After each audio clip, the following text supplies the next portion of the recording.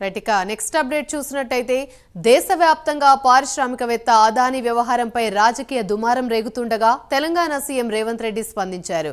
Skill యూనివర్సిటీకి 100 కోట్లు ఇస్తామని అదానీ చెప్పారని, అయితే తాము వద్దని చెప్పినట్లు రేవంత్ స్పష్టం చేశారు. ఇప్పటికే ప్రభుత్వం అధికారి జయేష్ రంజన్ ద్వారా అదానీ సంస్థకి లేఖ రాశామన్న రేవంత్ ఇప్పటివరకు ఏ సంస్థ నుండి డబ్బులు ప్రభుత్వ ఖాతాలో వేయలేదని తెలిపారు. ఇదే అంశానికి సంబంధించి మరిన్ని వివరాలు మా ప్రతినిధి నాగేంద్ర అందిస్తారు. నాగేంద్ర.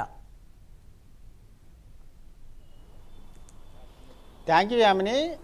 రేవంత్ సర్కార్ చాలా కీలకమైనటువంటి నిర్ణయాన్ని తీసుకుందనే చెప్పాలి. ఎందుకంటే యంగ్ ఇండియా స్కిల్ యూనివర్సిటీకి సంబంధించి ప్రభుత్వం చాలా ప్రత్యేకంగా చాలా ప్రతిష్టాత్మకంగా తీసుకున్న ఆ యూనివర్సిటీని నెలకొల్పుతున్నటువంటి పరిస్థితి ఉంది. ప్రస్తుతం ఆ యూనివర్సిటీకి సంబంధించినటువంటి అంశంలో ముఖ్యంగా కార్పస్ ఫండ్కి సంబంధించి ఇప్పటికే రేజ్ చేయడం జరిగింది. దానిలో భాగంగానే కొన్ని సంస్థలు ఇప్పటికే స్కిల్ యూనివర్సిటీకి ఆ ఫండ్స్ని అంతా కూడా ఇస్తున్నటువంటి పరిస్థితి ఉంది. ప్రస్తుతం దానిలో భాగంగానే ఇప్పటికే అదానీ గ్రూప్కి సంబంధించినటువంటి సంస్థ నుంచి కార్పస్ ఫండ్ కింద 100 కోట్లు ఇస్తామంటూ కూడా ఇప్పటికే ప్రభుత్వానికి లేఖ కూడా రాయడం జరిగింది. ముఖ్యంగా ఇప్పటి వరకు వాళ్ళు విల్లింగ్నెస్ చూపించారు, కానీ ఇప్పటి వరకు కూడా ఆ కార్పస్ ఫండ్ కింద 100 కోట్ల నిధులను మాత్రం బదిలీ చేసినటువంటి పరిస్థితి లేదు. ప్రస్తుతం ఈ స్కిల్ యూనివర్సిటీకి ఇస్తామన్నటువంటి 100 కోట్ల రూపాయలకు సంబంధించినటువంటి అంశంలోనే ప్రభుత్వం చాలా కీలకమైనటువంటి నిర్ణయాన్ని తీసుకుంది. ఆ 100 కోట్లను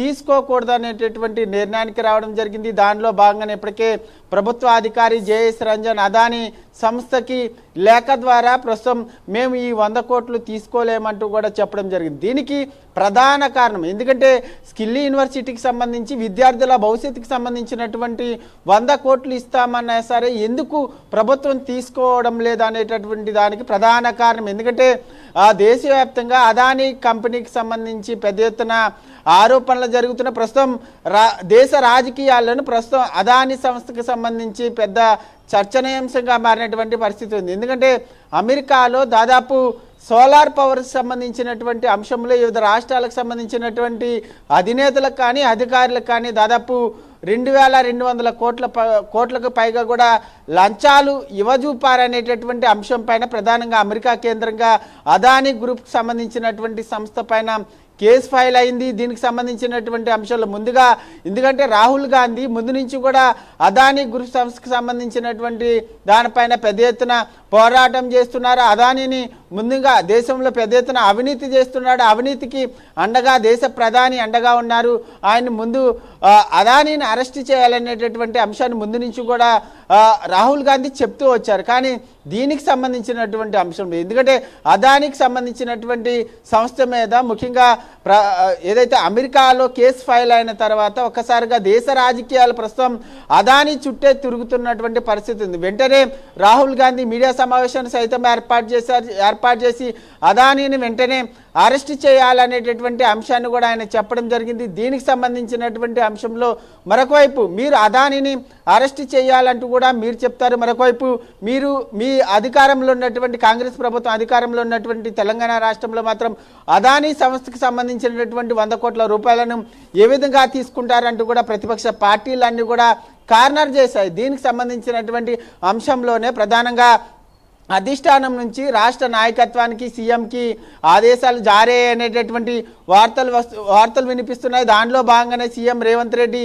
అదానీ సంస్థ ఇస్తామన్నటువంటి 100 కోట్ల రూపాయలను తీసుకోమంటూ కూడా లేఖ ద్వారా జయేష్ రంజన్ అదానీ సంస్థకి లేఖ రాసినటువంటి పరిస్థితి. ఎందుకంటే ప్రస్తుతం స్కిల్ యూనివర్సిటీ అనేది విద్యార్థులకు సంబంధించినటువంటి భవిష్యత్తుని నిర్ణయించేటటువంటి స్కిల్ యూనివర్సిటీకి ప్రస్తుతం అవినీతి ఆరోపణలు ఎదుర్కొంటున్నటువంటి అదానీ గ్రూప్ సంస్థకు సంబంధించినటువంటి నిధులు తీసుకుంటే కార్నర్ అయ్యేటటువంటి అవకాశం ఉంది. కాబట్టి దాని నుంచి ఆ నిధులు తీసుకోకూడదు అనేటటువంటి నిర్ణయానికి రాష్ట్ర ప్రభుత్వం రావడం జరిగింది. దాంతోపాటు మరొక వైపు అధిష్టానం నుంచి కూడా ఆదేశాలు వచ్చినటువంటి కారణంగానే ఈ నిర్ణయం తీసుకున్నారనేటటువంటి వార్తలు కూడా వినిపిస్తున్నటువంటి పరిస్థితి. మరి అదానికి సంబంధించినటువంటి అంశంలో ముందు నుంచి కూడా ఎందుకంటే ఒకవైపు బీఆర్ఎస్ పార్టీ ప్రతిపక్ష నేతలంతా కూడా కార్నర్ చేశారు. ముఖ్యంగా ఒకవైపు ఢిల్లీలో మాత్రం మీ రాహుల్ గాంధీ అదానీని అరెస్ట్ చేయించాలి అంటూ కూడా పోరాటం చేస్తారు. మరి రాష్ట్రంలో మాత్రం అదానికి రెడ్ కార్పొరేట్ ఎందుకు పరుస్తున్నారంటూ కూడా ప్రతిపక్ష పార్టీకి సంబంధించినటువంటి కేటీఆర్ పెద్ద ఎత్తున విమర్శలు వర్షం కురిపిస్తున్నటువంటి పరిస్థితి.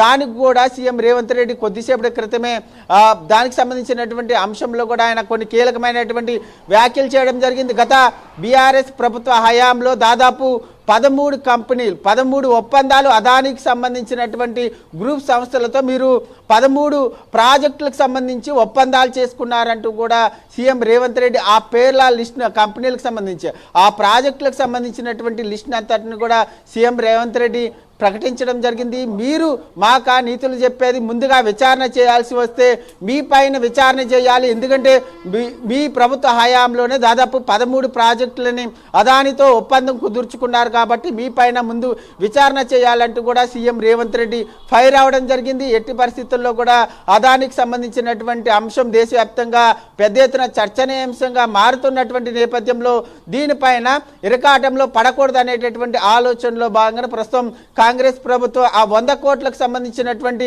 నిధుల్ని బదిలీ చేయొద్దంటూ కూడా లేఖ రాసినటువంటి పరిస్థితి. ప్రస్తుతం జరుగుతున్నటువంటి పార్లమెంట్ సమావేశాల్లో కూడా అదానికి సంబంధించినటువంటి ఇష్యూనే పెద్ద చర్చనీయాంశంగా మారబోతుంది.